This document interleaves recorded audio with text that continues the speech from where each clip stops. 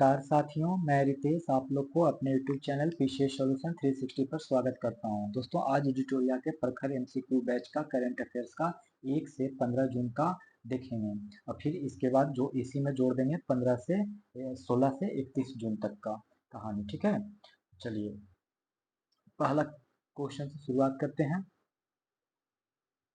इसमें पहला क्वेश्चन कह रहा है कि महिला कर्मचारियों के लिए प्रत्येक महीने मासिक महिला कर्मचारियों के लिए प्रत्येक महीने मासिक धर्म अवकाश नीति लागू करने वाला देश का पहला उच्च न्यायालय कौन सा है? तो वो है सिक्किम उच्च न्यायालय। सिक्किम उच्च न्यायालय महिला कर्मचारियों के लिए प्रत्येक महीने मासिक धर्म अवकाश नीति लागू करने वाला देश का पहला उच्च न्यायालय कौन सा है? तो सिक्किम उच्च न्यायालय। G7 शिखर सम्मेलन 2024 के संबंध में निम्नलिखित कथनों पर विचार करें। तो इसमें से विचार करिएगा तो 2 और 3 सही होगा, लेकिन पहला गलत होगा।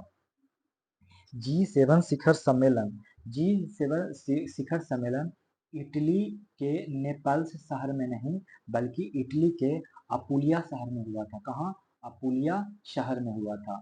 तो इटली के अपुलिया शहर में हुआ था G7 का आयोजन और ये 50वां संस्करण था। 50वां संस्करण था G7 शिखर सम्मेलन का। G7 शिखर सम्मेलन का 50वां संस्करण था और ये इसका सम्मेलन इटली के अपुलिया में किया गया था। G7 का 50वां शिखर सम्मेलन था। ठीक है, 50वां शिखर सम्मेलन। G7 देशों द्वारा रूस की परिसंपत्तियों का उपयोग यूक्रेन के $50 बिलियन के ऋण देने में किया गया। G7 देशों द्वारा रूस के परिसंपत्तियों का उपयोग यूक्रेन को $50 बिलियन के ऋण देने में किया गया। यहाँ पर आप लोग को एक तरफ दिवस है और दूसरी तरफ तिथि है, तो इसके बारे में सही कथन बताने चाह रहा है। तो ये इसका आंसर बी हो जाएगा। विश्व तंबाकू निषेध दिवस 28 मई को मनाया जाता है। विश्व तंबाकू निषेध दिवस 31 मई को मनाया जाता है। विश्व तंबाकू निषेध दिवस 31 मई को मनाया जाता है और विश्व खाद्य सुरक्षा दिवस ये मनाया जाता है 7 जून को। विश्व खाद्य सुरक्षा दिवस 7 जून को और विश्व भूख दिवस मनाया जाता है 28 मई को। विश्व भूख दिवस मनाया जाता है 28 मई को और विश्व बाल श्रम निषेध दिवस मनाया जाता है 12 जून को। तो विश्व बाल श्रम निषेध दिवस मनाया जाता है 12 जून को।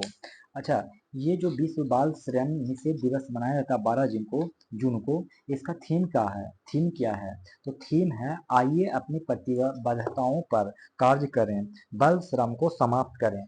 माने विश्व बाल श्रम निषेध दिवस का क्या है थीम? तो पूछा जाएगा तो बताइए कि आइए अपनी प्रतिबद्धताओं पर कार्य करें, बाल श्रम को समाप्त करें, ये इसका थीम है। और 7 जून को जो मनाया जाता है विश्व खाद्य दिवस, तो विश्व खाद्य दिवस जो कि 7 दिवस को मनाया जाता है, इसका थीम क्या है विश्व खाद्य दिवस का? तो इसका थीम है खाद्य सुरक्षा। क्या थीम है? तो खाद्य सुरक्षा है। सुरक्षा अप्रत्याशित के लिए तैयार रहें। खाद्य सुरक्षा अप्रत्याशित के लिए क्या रहें? तैयार रहें। और फिर 5 जून को क्या मनाया जाता है? विश्व पर्यावरण दिवस।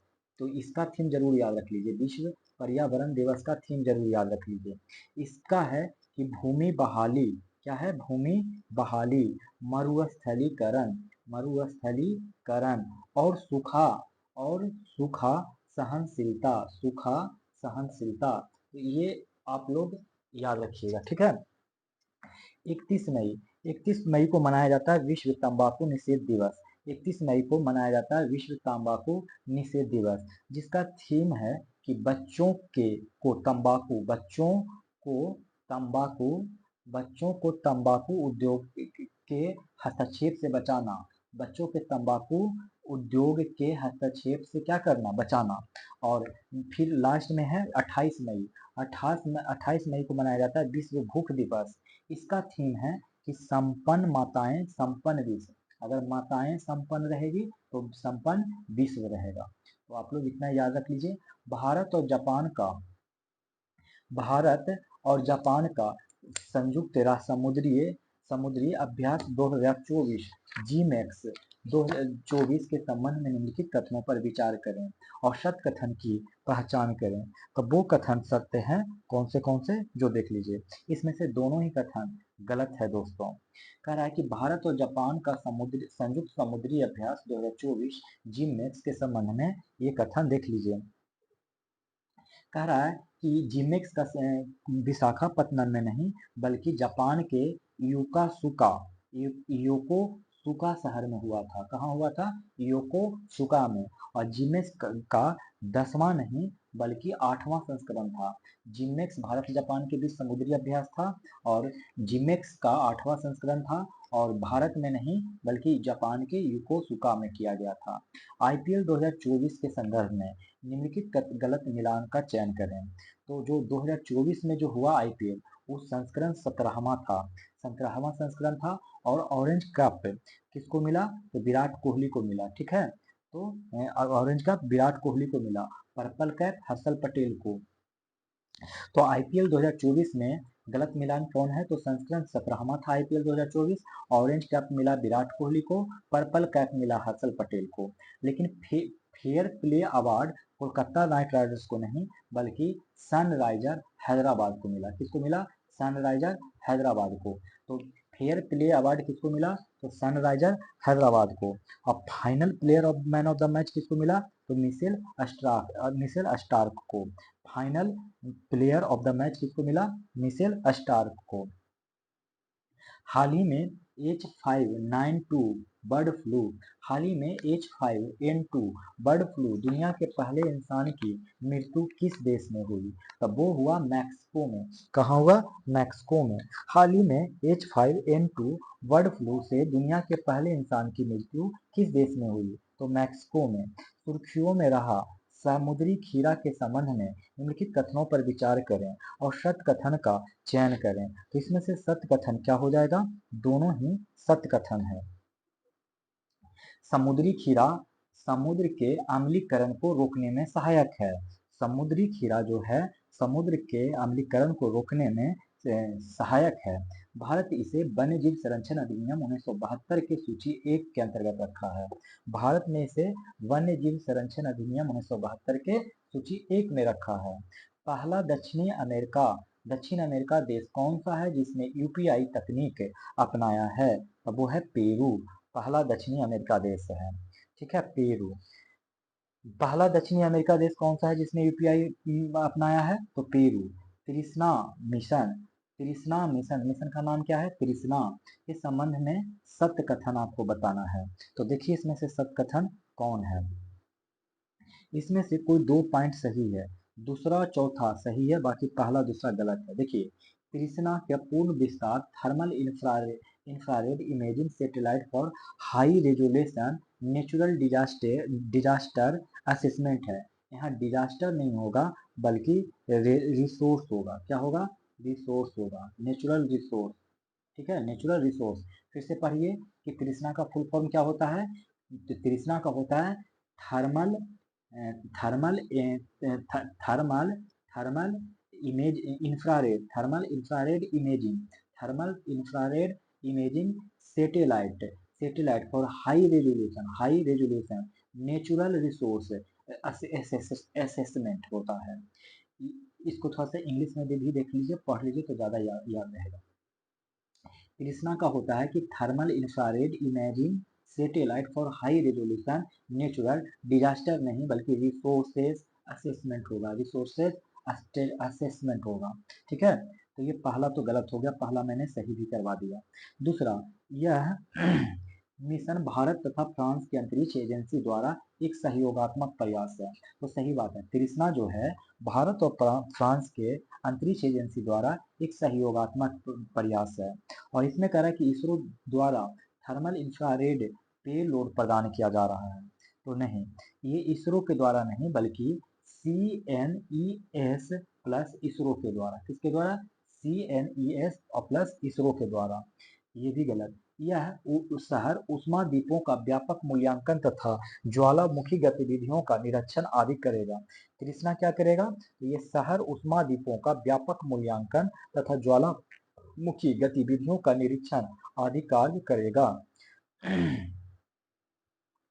हमारा भूमि हमारा भविष्य विषय के अनुरूप विश्व पर्यावरण दिवस किसके द्वारा मनाया गया है? तो वो मनाया गया है भारतीय रेलवे। हमारी भूमि हमारा भविष्य विषय के अनुरूप विश्व पर्यावरण दिवस किसके द्वारा मनाया गया है? तो भारतीय रेलवे। बिहार के किस कवियत्री को उनके संग्रह नदी घाटी सभ्यता के लिए साहित्य अकादमी युवा पुरस्कार देने की घोषणा की गई है? तो रिंकी झा। बिहार की किसी कवियत्री को उनके संग्रह नदी घाटी सभ्यता के लिए साहित्य अकादमी युवा पुरस्कार देने की घोषणा की है? रिंकी झा। 12 नंबर क्वेश्चन देखिए, कह रहा है कि असत्य कथन को चुनिए। तो इसमें से बी नंबर जो है असत्य कथन है। ये कह रहा है कि नासा मैगलन मिशन के संबंध में का संबंध बुध ग्रह से नहीं बल्कि शुक्र ग्रह से है। कौन से ग्रह से है? शुक्र ग्रह से। नासा के मैगलन मिशन का संबंध शुक्र ग्रह से है। बाकी दुनिया के पहले लकड़ी का उपग्रह लिग्नोसैट जापान द्वारा विकसित किया गया। दुनिया के पहले लकड़ी का उपग्रह लिग्नोसैट जापान द्वारा विकसित किया गया। और टॉम टॉमस हला टॉम सडौटियर ने आइसलैंड के राष्ट्रपति चुनाव में जीत हासिल की है। आइसलैंड के राष्ट्रपति चुनाव में कौन जीत हासिल की है? तो हल्ला टॉम साडिटर। चेंग 6 चीन का अंतरिक्ष यान लैंडर है जो चंद्रमा के दक्षिणी ध्रुव पर उतरा है। चेंग 6 चीन का अंतरिक्ष यान है जो यान लैंडर है जो चंद्रमा के दक्षिणी ध्रुव पर उतरा है। भारत में स्वदेशी रूप से विकसित नागास्त्र वन क्या है? तो वो है मानव पोर्टेबल आत्मघाती ड्रोन। भारत में स्वदेशी रूप से विकसित नागास्त्र एक क्या है? तो मानव पोर्टेबल आत्मघाती ड्रोन। हाल ही में निवेशकों के लिए वित्तीय प्रबंधन को सरल तथा सुलभ बनाने के लिए सारथी 2.0 मोबाइल ऐप किसने लॉन्च किया? तो वो लॉन्च किया है सेबी ने। किसने लॉन्च किया है? सेबी ने। हाल ही में निवेशकों के लिए वित्तीय प्रबंधन को सरल तथा सुलभ बनाने के लिए सारथी 2.0 मोबाइल ऐप किसने लॉन्च किया? तो सेबी ने लॉन्च किया। और सेबी के अध्यक्ष हैं कौन है? तो माधवीपुरी बूच। कौन है? माधवीपुरी बूच। ठीक है, पुरी बूच। और इसका जो हेडक्वार्टर है वो मुंबई में है और स्थापना 12 अप्रैल 1988 को हुआ था। ठीक है। अगला 15 नंबर, विरूपाक्ष मंदिर के संबंध में कौन सा कथन असत्य है ये पता करने कह रहा है। तो इसमें से बी ऑप्शन गलत है कि विरूपाक्ष मंदिर की उत्पत्ति 14वीं शताब्दी में विजयनगर साम्राज्य के दौरान हुई। तो विजयनगर में तो हुई लेकिन 14वीं शताब्दी में नहीं बल्कि 7वीं शताब्दी में। बाकी सारे पॉइंट्स क्या हैं? सही हैं। तो विरूपाक्ष मंदिर भगवान शिव को समर्पित है। विरूपाक्ष मंदिर किस किस भगवान के लिए है? तो भगवान शिव को समर्पित है। और इस मंदिर की उत्पत्ति 7वीं शताब्दी में विजयनगर साम्राज्य के दौरान हुई। विरूपाक्ष मंदिर तथा हम्पी को वर्ष 1986 में यूनेस्को द्वारा विश्व धरोहर स्थल घोषित किया गया। तो विरूपाक्ष मंदिर तथा हम्पी को वर्ष 1986 में यूनेस्को द्वारा विश्व धरोहर स्थल घोषित किया गया। यह द्रविड़ वास्तुकला का उदाहरण है। तो यह द्रविड़ वास्तुकला का उदाहरण है।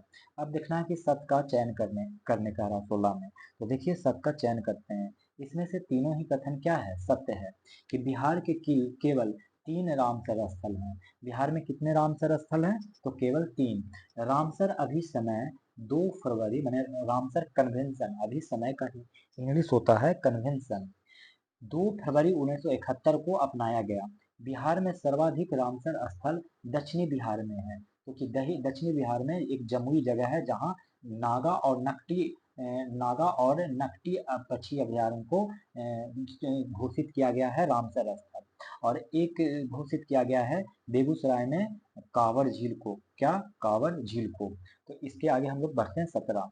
एक तरफ व्यक्ति है दूसरी तरफ नियुक्ति है। तो देखते हैं किनका किनका कहाँ कहाँ नियुक्ति हुआ है। तो इसका आंसर 2 1 4 3 हो जाएगा। मतलब प्रदीप कुमार त्रिपाठी का नियुक्ति लोकपाल सचिव करहाड़कर को हुआ है। ठीक है। तो इसमें थोड़ा सा ये गलत लिख दिया गया, ये नहीं होगा। बस लोकपाल सचिव की नियुक्ति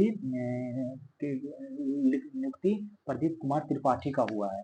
और चंद्रशेखर गौरीनाथ का नियुक्ति इंदिरा गांधी परमाणु अनुसंधान केंद्र का नया निदेशक बनाया गया है। इंदिरा गांधी परमाणु अनुसंधान केंद्र का नया निदेशक कौन बने हैं? तो चंद्रशेखर गौरीनाथ। और श्री कमल किशोर सेन को ESIC का नया महानिदेशक बनाया गया है। श्री कमल किशोर सोन को कर्मचारी राज्य बीमा सयानी निगम का नया महानिदेशक बनाया गया। श्रीमती विजया भारती को राष्ट्रीय मानवाधिकार आयोग का कार्यवाहक अध्यक्ष बनाया गया है। श्रीमती विजया भारती को राष्ट्रीय मानवाधिकार आयोग का अध्यक्ष बनाया गया है। देखेंगे क्वेश्चन नंबर नेक्स्ट। शून्य मलबा चार्टर से संबंधित दिए गए तथ्यों पर कौन सा कथन सही है? किसके बारे में? शून्य मलबा चार्टर के संबंध में। इसमें कोई भी कथन सही नहीं है। कला की शून्य मलबा चार्ट के संदर्भ में कि 15 देशों ने EU अंतरिक्ष परिषद में शून्य मलबा चार्टर पर हस्ताक्षर किए हैं। तो हाल ही में 15 देशों ने ESA यानी EU अंतरिक्ष परिषद में शून्य मलबा चार्टर पर हस्ताक्षर किए हैं। तो ये शून्य मलबा चार्टर पर 15 देश नहीं बल्कि 12 देशों ने हस्ताक्षर किए हैं। और ये वर्ष 2040 नहीं बल्कि वर्ष 2030 तक अंतरिक्ष में मालवा तटस्थता प्राप्त करना है। यह चार्टर अपनी तरह की पहली पहल है। ठीक है। अगला, बाल पोषण रिपोर्ट 2024। बाल पोषण रिपोर्ट 2024 निम्नलिखित में से किस संस्था द्वारा जारी किया गया है? तो वो जारी किया गया यूनिसेफ के द्वारा। इसके द्वारा यूनिसेफ के द्वारा बाल पोषण रिपोर्ट 2024 निम्नलिखित में से किस संस्था द्वारा जारी किया गया है? तो यूनिसेफ द्वारा। हाल ही में कोबे जापान में आयोजित विश्व पैरा एथलेटिक्स चैंपियनशिप में भारत के पदकों की संख्या क्या है? तो वो है 6 स्वर्ण, 5 रजत और 6 कांस्य। हाल ही में कोबे जापान में आयोजित विश्व पैरा एथलेटिक्स चैंपियनशिप में भारत के पदकों की संख्या क्या है? तो 6 स्वर्ण, 5 रजत और 6 कांस्य। भारत इसमें से 6वां स्थान पे आया है। कितने स्थान पे? 6वां स्थान पे है। अगला, निम्नलिखित कथनों पर विचार करें और सत्य कथन का चयन करें। तो देखते हैं सत्य कथन कौन है। इसमें से सत्य कथन केवल दूसरा है, पहला और तीसरा गलत है। मछली उत्पादन में भारत दुनिया में दूसरा सबसे बड़ा उत्पादक देश है। तो ये गलत है। ये क्या है? गलत है। ठीक है। और दूसरा कह रहा है कि भारत विश्व में चीन के बाद दूसरा सबसे बड़ा जलीय कृषि उत्पादक देश है। तो ये बात सही है। मछली उत्पादन में सबसे ज्यादा चीन है और उसके बाद नंबर आता है इंडोनेशिया का और तीसरा नंबर पे मछली उत्पादन में नंबर आता है भारत का। तो ये वाला सीक्वेंस याद रखिएगा। और भारत विश्व का चीन के बाद दूसरा सबसे बड़ा भारत चीन के बाद दूसरा सबसे बड़ा जलीय कृषि उत्पादक देश है। ठीक है। अच्छा, लास्ट कह रहा है कि विश्व मत्स्य पालन और जलीय कृषि स्थिति रिपोर्ट 2024 विश्व व्यापार संगठन द्वारा जारी किया जाता है। तो ये WTO द्वारा नहीं बल्कि FAO द्वारा यानी फूड बने खाद्य एवं कृषि संगठन द्वारा जारी किया जाता है मत्स्य पालन का। RBI ने किस देश से 100 मीट्रिक टन सोना वापस भारत लाया है? तो वो लाया है यूके से। कहाँ से? यूके से। और भारत में 822 मीट्रिक टन सोना है। 22 मीट्रिक टन सोना है भारत के पास। अगला, पंडित राम कुमार मलिक के संबंध में निम्नलिखित कथनों पर विचार करें और उपरोक्त में से कितने कथन सत्य हैं उसको पूछ रहा है। तो देखिए, इसमें से 2 कथन सत्य हैं दोस्तों। ठीक है। कौन से कथन है जो देखते हैं। पहला कह रहा है कि पंडित श्री पंडित राम कुमार मलिक ध्रुपद गायक थे जिनका हाल ही में निधन हो गया। तो ये बात सही था कि राम कुमार मलिक ध्रुपद गायक थे जिनका हाल ही में निधन हो गया और वे भोजपुर जिले से नहीं बल्कि दरभंगा जिले से थे। तो पंडित राम कुमार मलिक कहाँ से थे? तो दरभंगा के थे और ध्रुपद गायक थे। और उन्हें 2016 में बिहार सरकार द्वारा साधना सम्मान प्रदान किया गया। 2016 में बिहार सरकार द्वारा इनको कौन सा सम्मान प्रदान किया गया? तो साधना सम्मान प्रदान किया गया। वे खंडारे घराने के गायिका से संबंधित थे नहीं, वो आमता घराने से। कौन से घराने से?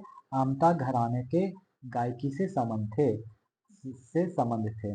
मतलब पंडित राम कुमार मलिक ध्रुपद गायक थे दरभंगा से थे और 2016 में इनको साधना सम्मान प्रदान किया गया और ये पंडित रामकुमार मलिक आमता घराने से संबंधित थे। अगला, निम्नलिखित कथनों पर विचार करें और सत्य कथन की पहचान करें। तो इसमें से पहला और दूसरा सही हो जाएगा।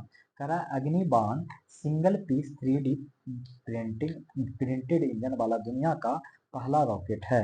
अग्निबाण single piece 3D printed engine वाला दुनिया का पहला रॉकेट है। यह स्वदेशी रूप से निर्मित भारत का पहला सेमी क्रायोजेनिक इंजन संचालित रॉकेट लॉन्च है। यह स्वदेशी रूप से निर्मित भारत का पहला सेमी क्रायोजेनिक इंजन संचालित रॉकेट लॉन्च है। और ये गलत है। कह रहा है कि अग्निबाण 3 चरणों वाला नहीं बल्कि 2 चरणों वाला रॉकेट है। अग्निबाण 2 चरणों वाला रॉकेट है जो 700 किलोमीटर की ऊंचाई तक और 700 किलोमीटर की ऊंचाई तक जाने में सक्षम है और 300 केजी भार ले जाने में सक्षम है। निम्नलिखित कथनों पर विचार करें और असत्य कथन के बारे में बताएं कि इसमें से असत्य कथन कौन है दोस्तों। इसमें से जो असत्य कथन है वो है कोई भी असत्य कथन नहीं है, मतलब सारे के सारे पॉइंट क्या है, सही है। कह रहा है कि वैश्विक लैंगिक अंतराल सूचकांक 2024 संस्करण में भारत का स्थान 146 देशों में 129 है। वैश्विक लैंगिक अंतराल सूचकांक 2024 संस्करण में भारत का स्थान 146 देशों में 129 है। विभिन्न श्रेणियों में भारत का प्रदर्शन सबसे अच्छा राजनीतिक सशक्तिकरण की श्रेणी में रहा है। विभिन्न श्रेणियों में भारत का प्रदर्शन सबसे अच्छा राजनीतिक सशक्तिकरण की श्रेणी में रहा है और इसे विश्व आर्थिक मंच द्वारा जारी किया जाता है। मतलब विश्व आर्थिक मंच के द्वारा जारी किया जाता है वैश्विक लैंगिक अंतराल सूचकांक को। ठीक है, विश्व आर्थिक मंच और भी चीज को जारी करता है, जैसे राजनीतिक सशक्तिकरण को जारी करता है। तो राजनीतिक सशक्तिकरण में भारत का रैंक 65 है। कितना है, 65 है। और आर्थिक भागीदारी में भारत का रैंक कितना है, तो आर्थिक भागीदारी में 142 रैंक है। आर्थिक भागीदारी में 142 और 65 किसमें है, तो राजनीतिक सशक्तिकरण में। और शैक्षिक उपलब्धि में 112 है और स्वास्थ्य और जीवन रक्षा में 142 है। ये सारा का सारा वर्ल्ड इकोनॉमिक फोरम ही जारी करता है। ठीक है, और 2023 में वैश्विक लैंगिक अंतराल सूचकांक 127 था। हाल ही में मंगल ग्रह पर 3 नए क्रेटर्स खोजे गए। बिहार के किस कस्बे के नाम पर इन क्रेटर्स में एक का नाम रखा गया, तो हिल्सा। देखिए टोटल 3 गो नए क्रेटर खोजा गया। एक का नाम हो गया हिल्सा, दूसरे का नाम हो गया मुरसान और तीसरे का नाम हो गया क्या लाल। ये तीसरे का नाम है लाल मुरसान और हिल्सा। ठीक है, और हिल्सा कहाँ है, बिहार में, और लाल कहाँ है, तो लाल और मुरसान यूपी में है। निर्वाचन आयोग द्वारा जारी रिपोर्ट के अनुसार 18वीं लोकसभा चुनाव में कुल कितना प्रतिशत मतदान डाक मतपत्र छोड़कर हुआ, तो ये हुआ है दोस्तों 65.79। निर्वाचन आयोग द्वारा जारी रिपोर्ट के अनुसार 18वीं लोकसभा चुनाव में कुल कितना प्रतिशत मतदान हुआ, तो 65.79%। काजा शिखर सम्मेलन 2024 का आयोजन कहाँ किया गया, जाम्बिया में किया गया। और जाम्बिया के एक शहर है लिविंग स्टोन शहर है। कौन सा शहर है, लिविंग स्टोन शहर में किया गया है। काजा शिखर सम्मेलन कहाँ किया गया, तो जाम्बिया के लिविंगस्टोन में। किस अफ्रीकी देश में मलेरिया से निपटने के लिए आनुवांशिक रूप से संशोधित जीएम मच्छर अपने देश में छोड़ा है, तो जिबूती को छोड़ा है। जिबूती में किस अफ्रीकी देश ने मलेरिया से निपटने के लिए आनुवांशिक रूप से संशोधित जीएम मच्छर अपने देश में छोड़ा है, तो जिबूती ने छोड़ा है। किस देश के द्वारा एक व्यक्ति एक फाइल यानी कि OPOF सामूहिक निगरानी कार्यक्रम शुरू किया गया है, तब वो किया गया है चाइना के द्वारा यानी चीन के द्वारा। किस देश के द्वारा एक व्यक्ति एक फाइल सामूहिक निगरानी कार्यक्रम शुरू किया गया है, चीन के द्वारा। हल्ला टॉमस ऑडिटर द्वारा निम्न में से किस देश के राष्ट्रपति चुनी गई है, तो वो चुनी गई है आइसलैंड की। हल्ला, बस हल्ला बोलिए, एक महिला है वो आइसलैंड की राष्ट्रपति चुनी गई है।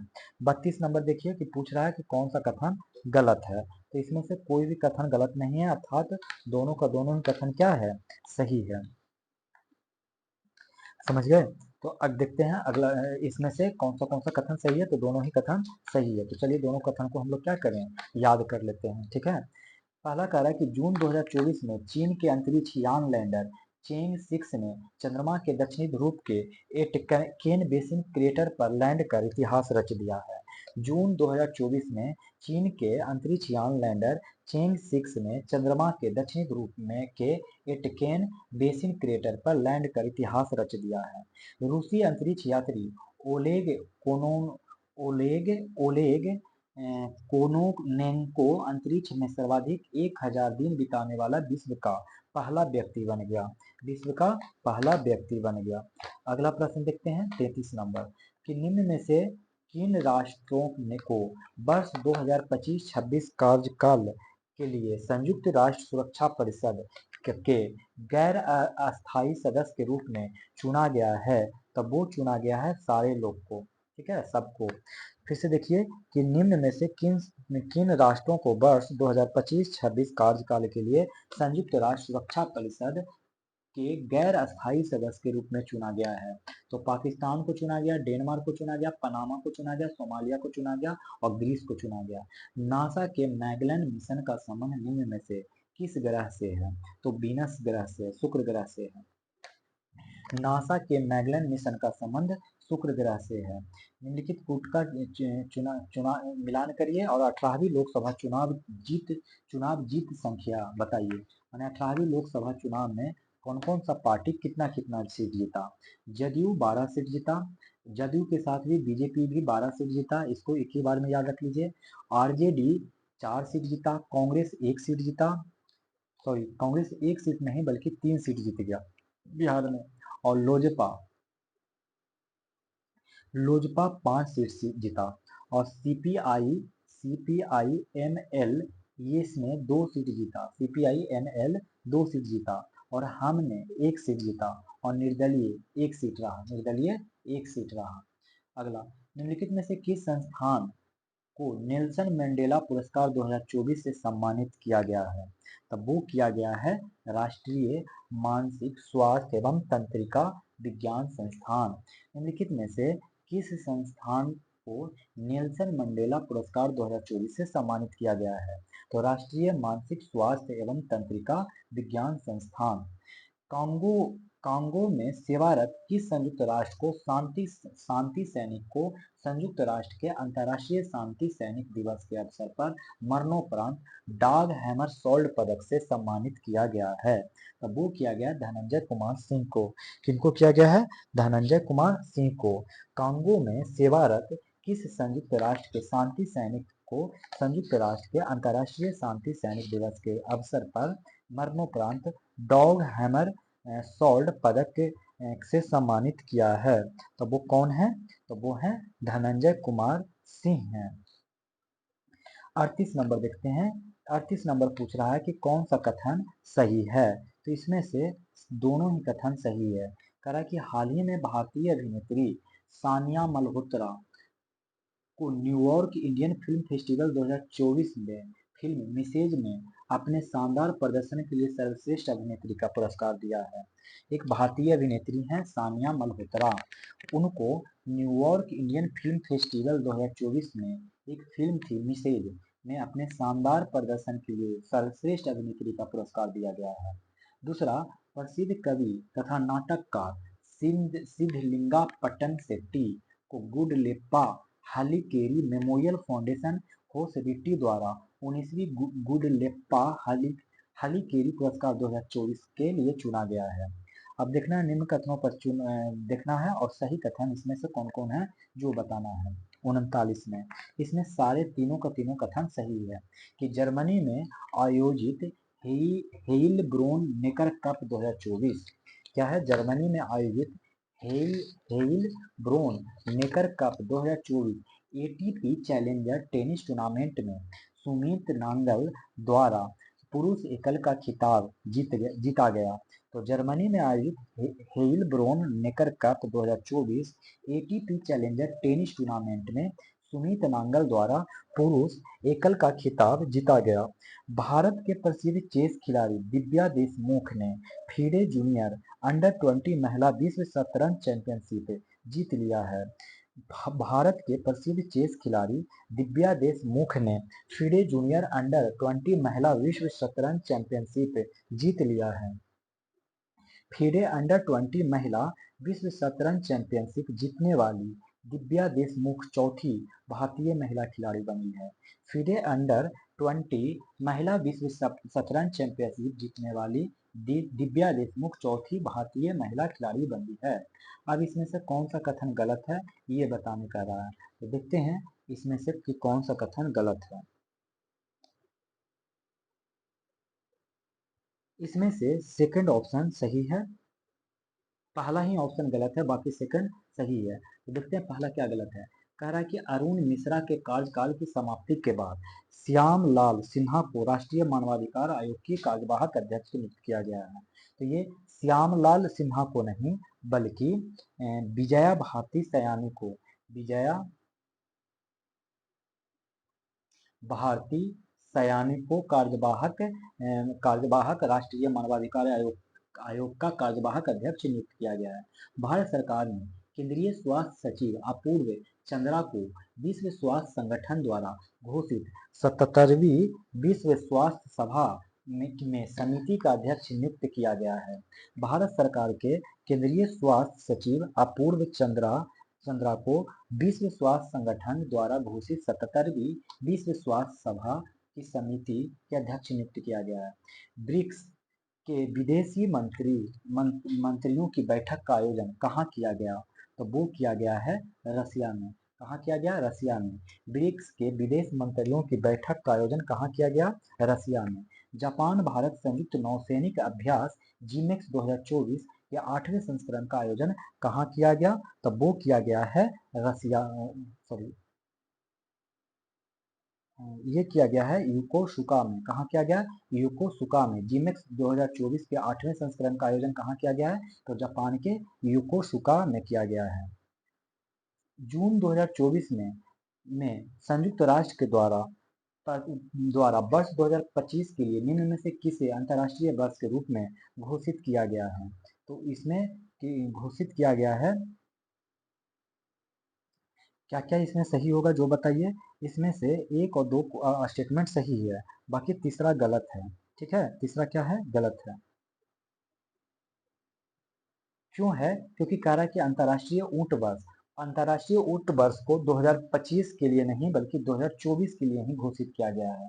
ऊंट वर्ष को 2024 के लिए घोषित किया गया है और अंतरिक्ष सहकारिता वर्ष को 2025 में घोषित किया गया है। मैंने संयुक्त राष्ट्र के द्वारा 2025 में अंतर्राष्ट्रीय सहकारिता वर्ष को अंतर्राष्ट्रीय वर्ष घोषित किया गया है। क्वांटम विज्ञान और प्रौद्योगिकी का अंतर्राष्ट्रीय वर्ष 2025 को घोषित किया गया है। अगला 44, इसमें कह रहा है कि कौन सा कथन सही है जो बताइए। तो इसमें से केवल दूसरा सही है और पहला 22 जून को नहीं बल्कि 12 जून को। 12 जून 2024 को मोहन चरण मांझी को उड़ीसा के नए मुख्यमंत्री नियुक्त किए गए हैं। तो 12 जून 2024 को मोहन चरण मांझी को उड़ीसा के नए मुख्यमंत्री नियुक्त किए गए हैं। ठीक है, और 13 जून 2024 को अरुणाचल प्रदेश के पेमा खांडू को तीसरी बार अरुणाचल प्रदेश के मुख्यमंत्री पद की शपथ दिलाई गई। तो अरुणाचल प्रदेश के पेमा खांडू को 13 जून 2024 को तीसरी बार अरुणाचल प्रदेश की पद शपथ दिलवाई गई। विश्व बैंक और S and P global market intelligence द्वारा जारी वैश्विक कंटेनर पोर्ट प्रदर्शन सूचकांक 2023 के शीर्ष 20 में शामिल होने वाला भारत का एकमात्र बंदरगाह बन गया है। अब वो कौन है? तो वो है विशाखापत्तनम बंदरगाह। वो कौन है? विशाखापत्तनम बंदरगाह। विश्व बैंक और S and P global market intelligence द्वारा जारी वैश्विक कंटेनर पोर्ट प्रदर्शन सूचकांक 2023 के शीर्ष 20 में शामिल होने वाला भारत का एकमात्र बंदरगाह बन गया है विशाखापत्तनम बंदरगाह। हाल ही में किस देश ने वर्ष 2024 के अंत तक 10 लाख भारतीय कौवा को समाप्त करने की कार्य योजना शुरू करने की घोषणा की है। तो वो किसने शुरू किया है? तो केन्या ने ये घोषणा किया है। किसने? केन्या ने। मैत्री सेतु निम्न में से किन दो देशों को जोड़ता है? तो मैत्री सेतु ये जोड़ता है भारत और बांग्लादेश को। मैत्री सेतु भारत और बांग्लादेश को जोड़ता है। मैत्री सेतु भारत में त्रिपुरा के सबरूम को रामगढ़ से और फेनी नदी पे है। बांग्लादेश के से जोड़ता है। फेनी नदी पे 1.9 किलोमीटर का ये ब्रिज है। सतनामी विद्रोह हाल ही में भारत के किस राज्य में हुआ जिसके कारण जैत खंबा में क्षति पहुंची थी? तो वो हुआ है छत्तीसगढ़ में। सतनामी विद्रोह हाल में भारत के किस राज्य में हुआ जिसके कारण जैत खंड में क्षति पहुंची थी? छत्तीसगढ़। अगला प्रश्न कह रहा है कि बिनसर वन्यजीव अभ्यारण्य हाल के दिनों में चर्चा का कारण बना हुआ। यह वन्यजीव अभ्यारण्य निम्न में से कहाँ है? तो उत्तराखंड में है। कहाँ है? उत्तराखंड में बिनसर वन्यजीव अभ्यारण्य। लास्ट क्वेश्चन देखिए, उपरोक्त में से कौन सा कथन सही है ये बताने कह रहा है। तो देखते हैं कि कौन सा कथन सही है। दोनों ही कथन गलत है। केरल राज्य में भगवान मुरुगन को समर्पित बैकासी विशाखा महोत्सव मनाया गया। ये केरल राज्य में नहीं, तमिलनाडु राज्य में। तमिलनाडु राज्य में भगवान मुरुगन को समर्पित बैकासी विशाखम महोत्सव मनाया गया। और ये सिक्किम में नहीं बल्कि तेलंगाना में क्या हुआ कि तेलंगाना सरकार द्वारा सार्वजनिक स्वास्थ्य संबंधी चिंताओं का हवाला देते हुए पूरे राज्य में तंबाकू और निकोटीन युक्त गुटखा और पान मसाला के निर्माण, भंडारण, वितरण, परिवहन और बिक्री पर 1 साल का प्रतिबंध लगाया गया है। तो तेलंगाना सरकार द्वारा सार्वजनिक स्वास्थ्य संबंधी चिंताओं का हवाला देते हुए पूरे राज्य में तंबाकू और निकोटीन युक्त गुटखा और पान मसाला के निर्माण, भंडारण, वितरण, परिवहन और बिक्री पर 1 साल का प्रतिबंध लगाया गया है। तो अब देखते हैं थोड़ी देर में अगला 16 से 30 जून तक का करंट अफेयर्स। दोस्तों देखते हैं हम लोग जून महीने के 16 तारीख से लेकर 30 जून तक का न्यूज। इसमें हम लोग 50 एमसीक्यू इसमें भी देखते हैं और टोटल हो जाएगा जून महीने से 100 एमसीक्यू कंप्लीट हो जाएगा। तो चलिए शुरू करते हैं। पहला क्वेश्चन कह रहा है इसमें से आप लोग को क्या करना है? तो सत्य कथन बताना है। तो इसमें से सत्य कथन क्या हो जाएगा कि हाल ही में श्रीनगर में विश्व शिल्प शहर के रूप में मान्यता प्राप्त करने वाला चौथा शहर भारतीय शहर बन गया है क्या? तो हाँ जी, ये बिल्कुल बात सही है कि जो हाल ही में जो श्रीनगर था वो उसको विश्व शिल्प शहर के रूप में मान्यता प्राप्त करने वाला चौथा, कौन सा नंबर का? चौथा भारतीय शहर बन गया है। तो श्रीनगर कितने नंबर का शहर बन गया है? चौथा शहर बन गया है विश्व शिल्प शहर के रूप में मान्यता प्राप्त करने वाला। ठीक है। और दूसरा देखिए, कह रहा है कि जयपुर, वाराणसी और मैसूर को पहले ही विश्व शिल्प शहरों के रूप में मान्यता मिल चुकी है। तो ये पॉइंट बिल्कुल ही गलत है क्योंकि वाराणसी ये नहीं होगा बल्कि मलपुरम होगा। क्या होगा? मलपुरम होगा। मतलब जयपुर, मलपुरम और मैसूर को पहले ही विश्व शिल्प शहरों के रूप में मान्यता मिल चुकी है। ठीक है, तो आप इतना पॉइंट याद रखेंगे। दूसरा, होपिक्स अभ्यास के संबंध में निम्न कथनों पर विचार करना है और सत्य कथन चुनना है। किसके बारे में? तो होपिक्स के बारे में। पहला कह रहा है कि भारतीय नौसेना और मिस्र के नौसेना के मध्य संयुक्त अभ्यास है। तो देखिए, ये भारतीय नौसेना नहीं बल्कि नौसेना की जगह पे क्या होगा? वायुसेना। मतलब भारतीय वायुसेना और मिस्र की वायुसेना के मध्य संयुक्त अभ्यास है। तो आप लोग समझ गए। और दूसरा देखिए, कह रहा है कि यह अभ्यास का चौथा संस्करण है। होपिक्स किसका कौन सा संस्करण है? तो 4th नंबर का संस्करण है। अगला, निम्न कथनों पर विचार करें और सत्य कथन का पहचान करें।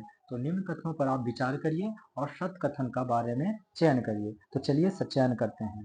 इसमें से देखा जाए तो पहला तीसरा सही होगा और दूसरा गलत होगा। कह रहा है कि जो G7 शिखर सम्मेलन जो कि अपुलिया इटली में हुआ, तो इटली के अपुलिया में G7 शिखर सम्मेलन का 50वां एडिशन हुआ। ठीक है, पहला चीज क्या याद रखेंगे कि 50वां एडिशन हुआ G7 शिखर सम्मेलन का। कहाँ हुआ? तो ये इटली के अपुलिया शहर में हुआ। कहाँ हुआ? तो इटली के अपुलिया शहर में हुआ। दूसरा, ये कह रहा है कि G7 के सदस्य के रूप में भारत भी एक सदस्य है। तो ये आप लोग को पता है कि भारत G7 सदस्य नहीं है। बाकी G7 का प्रथम शिखर सम्मेलन 1975 में आयोजित किया गया था। तो ये पॉइंट बिल्कुल सही है कि G7 का प्रथम शिखर सम्मेलन 1975 में आयोजित किया गया था। अब आपको बताना है असत्य कथन चुनने का है, तो चलिए असत्य कथन चुनते हैं। तो पहला इसमें अगर देखा जाए कि हाल ही में नीदरलैंड के पूर्व प्रधानमंत्री मार्क रूटे को नाटो का अगला महासचिव नियुक्त किया गया है। तो यहाँ तो कोई भी गड़बड़ी है नहीं दोस्तों, बिल्कुल सही कह रहा है कि हाल ही में नीदरलैंड के पूर्व प्रधानमंत्री मार्क रूटे को नाटो का अगला महासचिव नियुक्त किया गया है। और कह रहा है कि नाटो का स्थापना 4 अप्रैल 1949 को किया गया और इसका मुख्यालय यानी हेडक्वार्टर जिनेवा स्विट्जरलैंड में है। बस यही वाला बात क्या है, गलत है। ठीक है, ये वाला बात क्या है, गलत है। क्यों गलत है? क्योंकि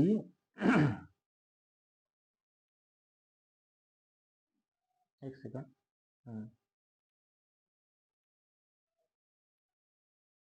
क्योंकि इसका जो हेडक्वार्टर देख रहे होंगे वो जिनेवा स्विट्जरलैंड में नहीं बल्कि ब्रुसेल्स ब्रुसेल्स में है। कहाँ है? तो ब्रुसेल्स में है, ना कि जिनेवा में है। बेल्जियम की राजधानी है ब्रुसेल्स, ब्रुसेल्स। ठीक है, तो बेल्जियम की राजधानी कहाँ है? ब्रुसेल्स में है।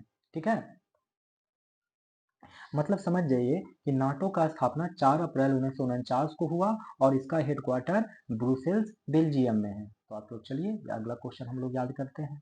हाल ही में भारत सरकार के शिक्षा मंत्रालय, जो भारत सरकार का शिक्षा मंत्रालय है उसके द्वारा एनटीए यानी राष्ट्रीय परीक्षण एजेंसी, मतलब एनटीए राष्ट्रीय परीक्षण एजेंसी के माध्यम से परीक्षा को पारदर्शी, सुचारू और निष्पक्ष कराने हेतु किनकी अध्यक्षता में एक समिति का गठन किया गया है?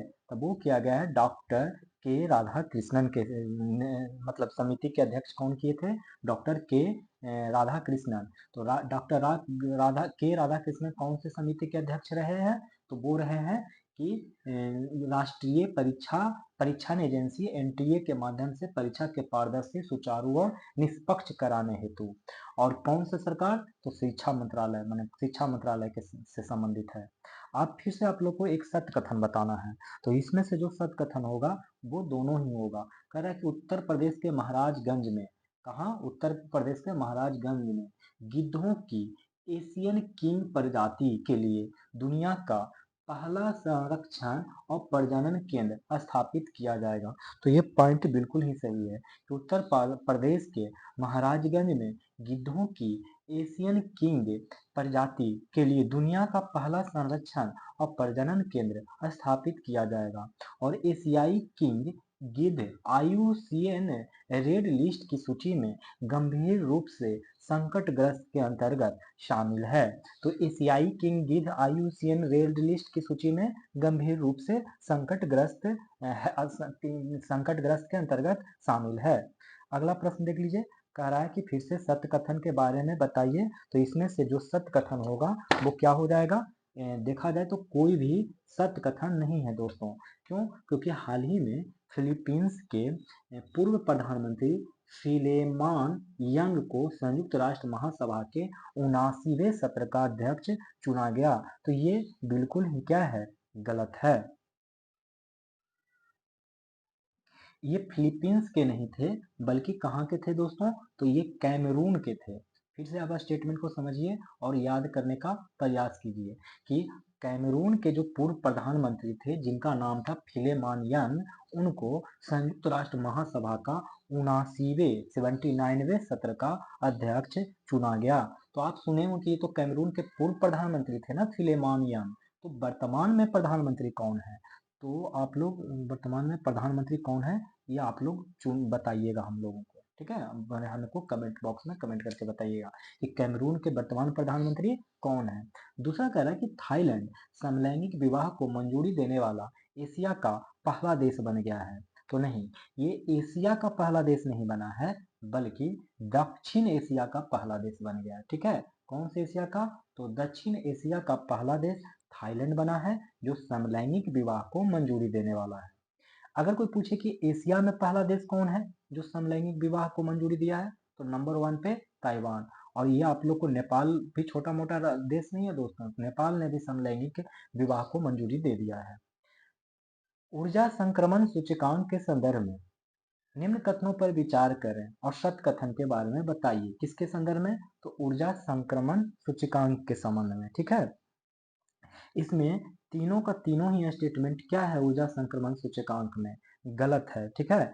क्या क्या गलत है? देखिए, यह रिपोर्ट आईईए यानी इंटरनेशनल एनर्जी एजेंसी यानी अंतर्राष्ट्रीय ऊर्जा अभिकरण द्वारा जारी किया जाता है। तो ये बात बिल्कुल ही क्या है? सही है। यह रिपोर्ट अंतर्राष्ट्रीय ऊर्जा अभिकरण द्वारा जारी किया जाता है। भारत को सूचकांक में शामिल 120 देशों में से 67वां स्थान प्राप्त हुआ है। तो भारत को सूचकांक में शामिल होने में 120 देशों में 67वां स्थान नहीं बल्कि 63वां स्थान प्राप्त हुआ है। कितने नंबर का स्थान? तो 63 नंबर का स्थान प्राप्त हुआ है। भारत को सूचकांक में शामिल 120 देशों में से 63वां स्थान प्राप्त हुआ है। और लास्ट कह रहा है कि वर्ष 2022 में 8 देशों ने शुद्ध शून्य उत्सर्जन हासिल किया, जिनमें भूटान एवं नेपाल भी शामिल है। तो इसमें नेपाल शामिल नहीं है दोस्तों, बल्कि देखिए 8 कंट्री है ना, तो नेपाल इसमें नहीं होगा। तो एक तो भूटान हो गया, दूसरा कौन सा कंट्री है? तो दूसरा आप याद रखेंगे कि कोमोरस है। कौन है? कोमोरस। याद कर लीजिए सभी कंट्री का कि वर्ष 2022 में 8 देशों ने शुद्ध शून्य उत्सर्जन हासिल किया, जिनमें भूटान शामिल है, कोमोरस शामिल है, तीसरा में कौन सा कंट्री शामिल होगा? तो गैबोन शामिल है, गैबोन, और चौथा में गुयाना शामिल है, गैबोन और गुयाना, और 5 नंबर पे मेडागास्कर शामिल है, मेडागास्कर शामिल है, और सूरीनाम शामिल है छठा में, सूरीनाम, और सातवां में पपुआ नी गिनी, सातवां में पपुआ नी गिनी, न्यू गिनी, और एक आठवां में पनामा को याद रख लीजिएगा, पनामा को, ठीक है। इतना आप लोग याद रखिएगा। 18वीं लोकसभा चुनाव के संदर्भ में निम्न कथनों पर देखिए विचार कर लीजिए, और विचार करके यहाँ पे आप लोग को पता है कि सत्य कथन है ही। तो इसमें सारे के सारे कथन क्या है? सत्य है। 18वीं लोकसभा चुनाव के संदर्भ में पहला कह रहा कि राष्ट्रपति द्वारा सांसद भर्तृहरि महताब को प्रोटेम स्पीकर नियुक्त किया गया। तो ये बिल्कुल सही है कि राष्ट्रपति द्वारा संसद में भर्तृहरि महताब को प्रोटेम स्पीकर नियुक्त किया गया। दूसरा, स्वतंत्र भारत में 18वीं लोकसभा से पूर्व सभी अध्यक्ष निर्विरोध चुने गए। तो स्वतंत्र भारत में 18वीं लोकसभा से पूर्व सभी अध्यक्ष निर्विरोध चुने गए। ओम बिरला 2 बार लोकसभा अध्यक्ष निर्वाचित होने वाले छठे अध्यक्ष हैं। तो ये बात बिल्कुल ही सही है कि जो ओम बिरला थे तो 2 बार लोकसभा का अध्यक्ष निर्वाचित होने वाले छठे अध्यक्ष हैं। प्रोटेम स्पीकर की नियुक्ति के संबंध में राष्ट्रपति संविधान के अनुच्छेद 94(1) से शक्तियां प्राप्त करता है। तो ये भी सही है कि प्रोटेम स्पीकर की नियुक्ति के संबंध में राष्ट्रपति संविधान के अनुच्छेद 94(1) से शक्तियां प्राप्त करता है। आर्टिफिशियल इंटेलिजेंस तैयारी सूचकांक 2024 के संदर्भ में निम्न कथनों पर विचार करें और असत्य कथन को चुनें। तो वो असत्य कथन क्या है? तो इसमें से असत्य कथन पहला गलत है, दूसरा गलत है, तीसरा सही है, ठीक है। तो देखिए पहला कर रहा है कि आर्टिफिशियल इंटेलिजेंस तैयारी सूचकांक 2024 में विश्व बैंक द्वारा जारी किया जाता है। मतलब आर्टिफिशियल इंटेलिजेंस तैयारी सूचकांक 2024 किसके द्वारा जारी किया जाता है? तो विश्व बैंक के द्वारा।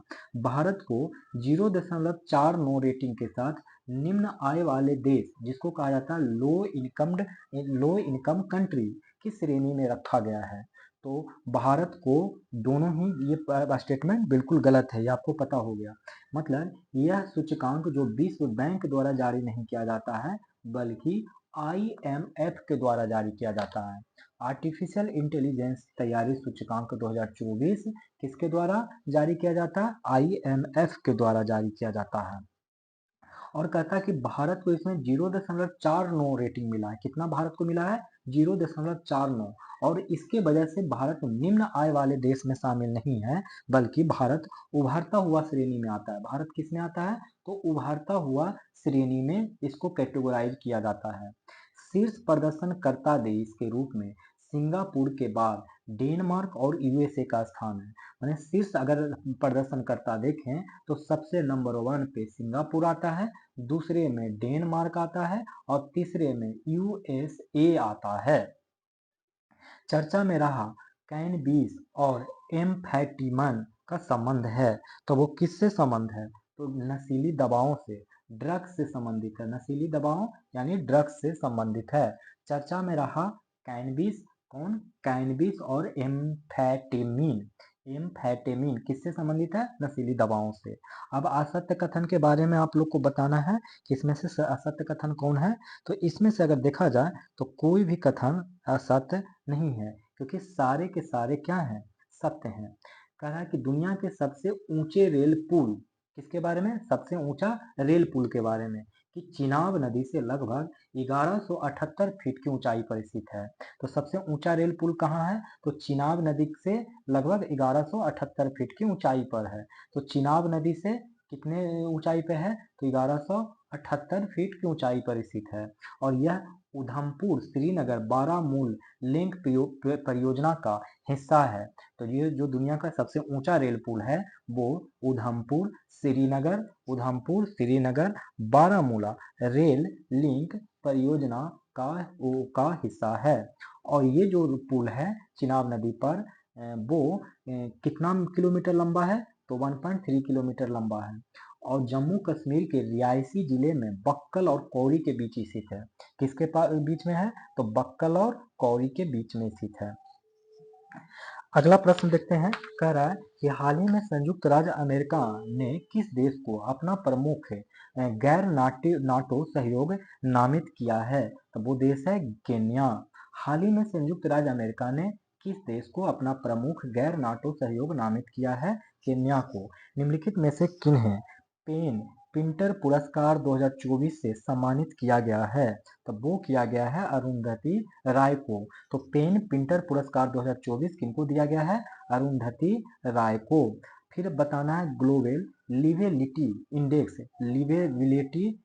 ग्लोबल लिवेबिलिटी इंडेक्स 2024 के बारे में सत्य कथन देखना है कि इसमें से सत्य कथन क्या होगा।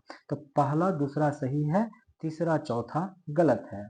ग्लोबल लिवेबिलिटी इंडेक्स 2024 के संदर्भ में यह इंडेक्स इकोनॉमिस्ट इंटेलिजेंस यूनिट द्वारा प्रकाशित किया गया है। यह किसके द्वारा प्रकाशित किया गया है? तो इकोनॉमिक इंटेलिजेंस यूनिट के द्वारा प्रकाशित किया गया है। क्या प्रकाशित किया गया है? तो ग्लोबल लिवेबिलिटी इंडेक्स।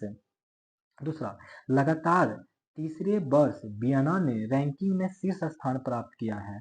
तो लगातार तीसरे वर्ष वियना ने रैंकिंग में शीर्ष स्थान प्राप्त किया है। तो ये पॉइंट क्या हो गया? बिल्कुल ही सही हो गया कि रिपोर्ट में 10 भारतीय शहरों को शामिल किया गया है। तो गलत है, 10 भारतीय शहरों को नहीं बल्कि 5 भारतीय शहरों को शामिल किया गया है। मतलब ग्लोबल लिवेबिलिटी इंडेक्स में 5 भारतीय शहरों को शामिल किया गया है। दिल्ली और मुंबई 100 में से 60.2 अंकों के साथ 140वें स्थान पर है। तो ये गलत है, 140वां नहीं बल्कि 141वां स्थान है। कितने कंट्री में? तो सॉरी कितने शहरों में? तो 173 शहरों में। ठीक है। हाँ ठीक है। अगला प्रश्न है। कह रहा है 16 नालंदा विश्वविद्यालय को वर्ल्ड हेरिटेज साइट को किस वर्ष शामिल किया गया था? 2016 में। नालंदा विश्वविद्यालय को वर्ल्ड हेरिटेज साइट में किस वर्ष शामिल किया गया था? 2016 में। सत्य कथन को चयन करें। तो इसमें से सत्य कथन हो जाएगा केवल एक। दूसरा क्या है? गलत। कि हाल ही में यूनेस्को द्वारा केरल के कोझिकोड शहर को भारत का पहला सिटी ऑफ लिटरेचर घोषित किया गया। बिल्कुल सही है कि हाल ही में यूनेस्को द्वारा केरल के कोझिकोड शहर को भारत का पहला सिटी ऑफ लिटरेचर घोषित किया गया। किसको सिटी ऑफ लिटरेचर घोषित किया गया? तो एक कोझिकोड शहर को किया गया। ठीक है, यूनेस्को द्वारा। हाल ही में केंद्र सरकार द्वारा उत्तराखंड के जोशीमठ नगर का नाम बदलकर कैंची धाम रखने का के प्रस्ताव को मंजूरी दिया गया है, जो कि गलत है। थोड़ा सा यहाँ पे समझ लीजिए क्या है मामला, क्योंकि यहाँ थोड़ा आपको याद करना पड़ेगा। देखिए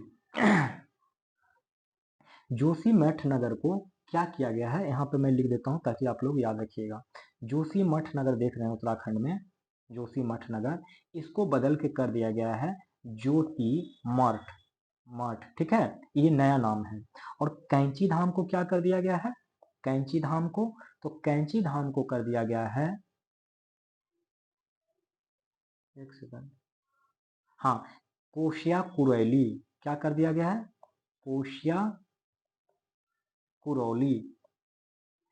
तो नाम याद हो गया कि उत्तराखंड सरकार ने क्या किया है कि जोशीमठ नगर था, उसका ज्योति मठ नाम रख दिया, कैंची धाम को कोसिया कुरौली नाम कर दिया। विश्व निवेश रिपोर्ट में सच कथन बताइए, सत कथन, तो इसमें क्या होगा सत कथन, तो इसमें केवल दूसरा सही होगा और बाकी पहला और दूसरा गलत हो जाएगा, सॉरी, सत कथन दूसरा हो जाएगा, पहला और तीसरा गलत हो जाएगा। तो देखिए कह रहा है कि विश्व निवेश रिपोर्ट जो है वो विश्व बैंक द्वारा जारी नहीं किया जाता, बल्कि UNCTAD द्वारा जारी किया जाता है। तो विश्व निवेश रिपोर्ट 2024 किसके द्वारा जारी किया जाता है, तो UNCTAD के द्वारा। तो UNCTAD के द्वारा क्या जारी किया जाता है, तो विश्व निवेश रिपोर्ट। और प्रत्यक्ष विदेशी निवेश के मामले में भारत वर्ष 2022 में 8वें स्थान से फिसलकर 2023 में 15वें स्थान पर आ गया है। तो ये पॉइंट बिल्कुल सही है कि प्रत्यक्ष यानी कि प्रत्यक्ष विदेशी निवेश जो कि माने फॉरेन डायरेक्ट इन्वेस्टमेंट है, उसमें जो 2022 में स्थान कितना था भारत का, तो 2022 में स्थान था 8वां स्थान था। अब 2023 में कितना स्थान चला गया है, तो 15, तो फिसल गया ना, मैंने पहले 2022 में 8वां रैंक था, अब 15वां हो गया, यही कह रहा है। तो ये सही है। बाकी यह रिपोर्ट विश्व बैंक के द्वारा UNCTAD के द्वारा जारी किया जाता है, विश्व निवेश रिपोर्ट। और रिपोर्ट के अनुसार 2023 में भारत में प्रत्यक्ष विदेशी निवेश 28% घटकर 43 बिलियन डॉलर हो गया है। तो ये पॉइंट भी गलत है। ये असल में क्या कर रहा है कि रिपोर्ट के अनुसार वर्ष 2023 में भारत में प्रत्यक्ष विदेशी निवेश जो FDI है वो 43% का डिक्रीजमेंट हुआ है। कितने प्रतिशत का डिक्रीजमेंट हुआ है, 43% का। और कितना बिलियन डॉलर रह गया है, तो 28 बिलियन डॉलर रह गया है। कितना डॉलर, तो 28 बिलियन डॉलर रह गया है, ठीक है। वैश्विक पवन दिवस के अवसर पर जारी पवन ऊर्जा स्थापित क्षमता के दृष्टिकोण से राज्यों का आरोही क्रम क्या है, तो वो है गुजरात, तमिलनाडु और कर्नाटक। क्या है, गुजरात, तमिलनाडु, कर्नाटक। आरोही, ये अवरोही नहीं पूछ रहा है, आरोही का मतलब होता है ऐसे, ठीक है। मतलब वैश्विक पवन दिवस के अवसर पर पवन ऊर्जा स्थापित क्षमता, तो गुजरात, तमिलनाडु, कर्नाटक।